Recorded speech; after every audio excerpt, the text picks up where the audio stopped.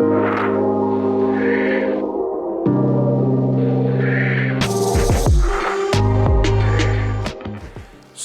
we've got a bottle of Talisker 18 here, a long-time favourite of mine since I started in the whiskey industry. And it, I think it was shortly after I started that it won a best whiskey in the world type award. You're absolutely right. Immediately bought a bottle and fell in love. Obviously, for a long time, the only distillery on the Isle of Skye until Torvig has, and then Rassie, yeah.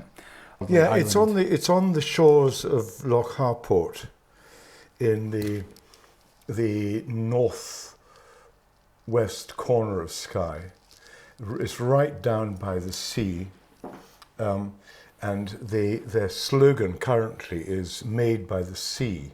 The claim for that is that it has both these maritime characteristics. The keynote for Talisker is, as you swallow, there's like a chili pepper catch in the back of the throat, as you know. Yeah. It's milder on this one than the standard 10-year-old, which is a brilliant drink, by the way. Yeah. But it's still there, and nobody knows where it comes from. The malt is they would describe as lightly peated, but the smokiness comes through loud and clear.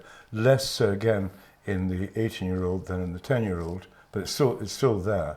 It's the most wonderful, elegant whiskey. It's a very difficult place to have a distillery because everything has to be imported. Robert Louis Stevenson, the author of Kidnapped, described in one of his books, he said there were 3 whiskies that really appealed to him: Talisker, Islay and Glenlivet. Now, of course, Islay and Glenlivet are generic, so the only one that was named specifically was Talisker. Right, come on, let's open it up and let's get it cracked open.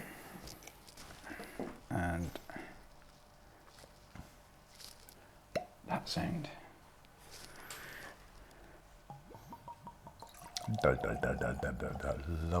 Love it. Talisker's always bottled at a slightly higher strength. In this case, it always is 45.8, with good reason, because it allows the full impact.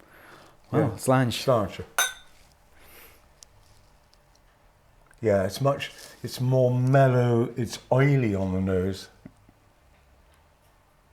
And you touch of your linseed oil, and again these maritime notes, which I'm thinking of like cordage, sort of Hessian, old Hessian ropes and fishing nets, and like lobster pots that have been left to dry. Exactly that.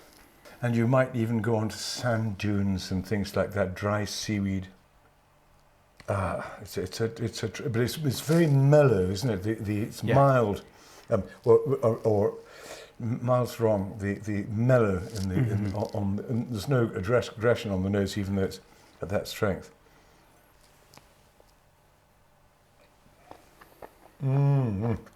It's mouth filling. It's sweeter than expected. It's salty at the sides, and it's got the full panoply of maturation warehouse fishing boats. It starts very unctuous, but then, as you say, ends very dry and very bracing. Yeah, it's a very complicated dram. Really is. It's a lovely, lovely whiskey. No wonder it's so celebrated, right? Yeah. Shall we redrop the water? It softens it, but it doesn't really change the aroma. Yeah, it's the same. There's no transformation of qualities.